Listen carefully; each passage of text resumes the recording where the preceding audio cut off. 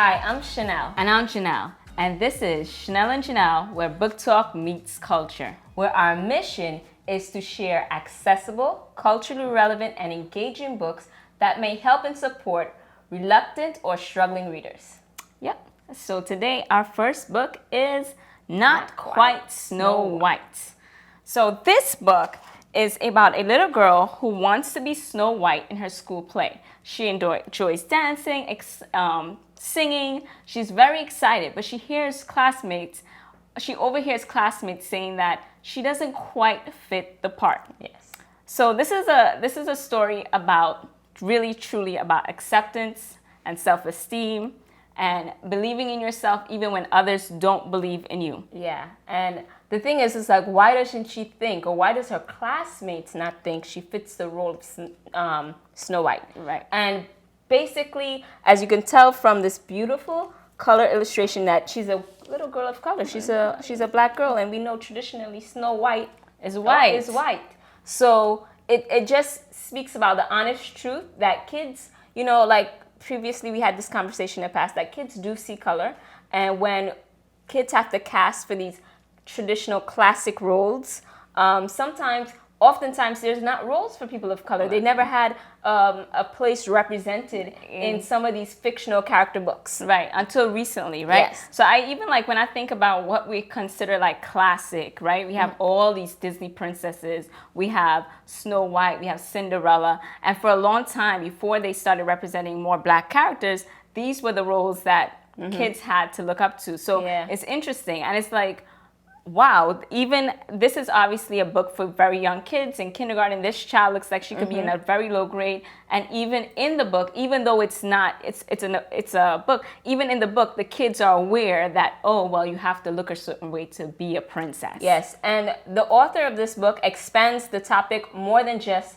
oh, the child's not black. They also speak about body image, because her classmates were referring to, like, she's kind of too chunky. She's a little chubby, and you can't be chubby and be Snow White. And that speaks to another thing about body image and how these princesses are always slim-figured, long hair, and just how they generally look. Even Tiana from Disney. Oh yeah, she's the only black princess, but then look at her figure too. Like, I wish, over time, and I think it may happen, that Disney kind of like diversify the body types and images that they represent, for young children to see. And because they have started including like different roles. So like we saw that with Tiana, we saw that when they brought in her. We also saw that in Frozen, where she didn't fall in love with the guy. We saw those different roles come up where they're kind of trying to change the narrative. But we know that we still have a long way to go. Yeah, but it's progress going in. So in general, I think that what I also felt was really important in this book was the parents. I felt like in this story, the parents take a very important role of how they address this topic with her, right? And it just continues to like affirm how important parent affirmation and how and support is so important. Because when your kids go to school, sometimes you have no influence or no control over what they hear, what they're exposed to. Yeah. But when a child comes home, you want to make sure that they know that they're in a safe place and they're loved. And the way the parents in the story responded to it, I think kind of gave the character Tameika confidence to do what she wanted to do. Yeah, the confidence that she needed. So we're going to move straight into the ace of this book. Yes. So we want to see, is it accessible? Is it culturally relevant? And is it engaging? Yes. So let's talk about ace. So is it accessible? Well, I took some notes here, and this book is recommended for 4 to 8 ages 4 to 8. And I think that the visuals in this book really help with aiding in comprehension. And I also think for 40-year-olds, they will not read this book independently, but obviously some may be able to pick up some sight words if they know it already, but it's good for a read aloud. Right. I think once you get to the higher ages, maybe between 6.5 to 8, and if you're like trying to engage a child that's struggling with reading or reluctant to reading, this will be good with a read along or a paired reading, joint reading, so that they're reading some of it, you're reading some of it. Yeah, and the pictures definitely are beautiful, and the illustrations definitely help with making it accessible for young readers. When it comes to cultural relevance, so definitely it does speak about, it does talk about body image, self-esteem, loving yourself, knowing your self-worth. I also feel it also kind of teaches a lesson that if you have a dream, to go forth with it, regardless of what people may say, right? So her peers didn't believe that she was made the part to be Snow White, but her parents affirmed to her that she can be whoever she wants to be, right? And she was an excellent singer and a dancer, so of course she should audition for the part as Snow White. So that is one. The next thing, so that was culturally relevant. Yeah, right? and I think too, when it comes to cultural relevance, I think, what do we do? It made me reflect, like as educators, what limits do we place on kids when we cast roles or things that we're referring to or things that we want to do? Like, do we put kids in those boxes, right? And do we set them up to say, okay, we have a role of Snow White, or we're doing a cast or some kind of role or responsibility. What are we telling kids? What roles and responsibilities are we placing on them? So that was something I just noted down. And the last part we have is engagement. Okay, so when I feel like this book was really engaging, because in the sense that you didn't know which direction the author was going to take. Right, okay. It kind of had you questioning, like, would they really give her the role or would she not get the role? Right. So I felt like, for me, for engagement, I felt like I empathized with the character very early because she's very lovable, and the author does a great job in doing that, like making you fall in love with this little girl, and then kind of feeling a little heartbroken for her that people thought she couldn't be Snow White.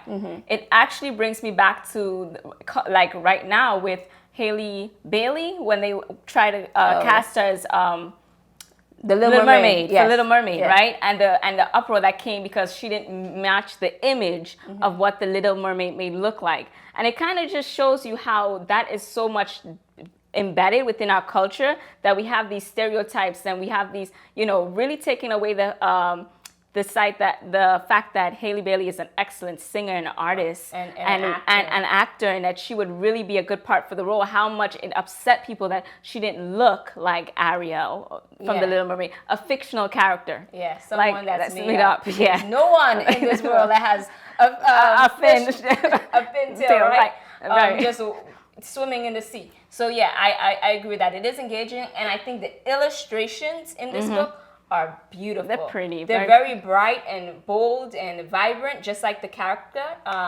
And it shows her mood throughout, but it keeps you engaged, looking at all the different parts, and very bright, bold, and clean. It has a very clean, polished kind of look, as far as like the lines and the drawing. So I like it. I love it. I like it as a bedtime story. I like it as a story for in school. I like it as a read aloud. I think it's a good book. Yeah, I really think that this will be nice in classrooms, just to teach everyone about, body image, positive body images, and respecting others, and taking things from other people's perspective. Yeah, it's a great one.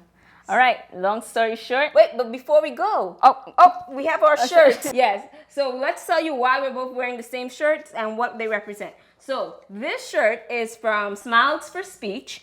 Smiles for Speech provides children with special needs living in impoverished communities with the therapeutic intervention and resources they need to enhance their ability to reach their full potential. So it's a non-profit. Their goal is to provide long-term sustainable solutions for intervention services with a multidisciplinary approach that includes intensive training for staff and families through the mindful collaboration with other nonprofit organizations with similar values. Yes. So we just wanted to support our fellow speechies. Yes. And this is a wonderful non-for-profit organization that we would love for you guys to get on board and jump on. All kids should have a right to have services. It shouldn't be something that's privileged. It's and communication is a human right. Yes. Everyone has voice needs to be heard, and everyone has a desire to communicate their needs, whether it be verbally or non-verbally. So we support all of those that go forth in that effort locally and internationally. So we'll leave information in our description telling you more about Smiles for Speech. So back to the book. Long story short, not quite Snow White. Yep. It's a book we would love to ace.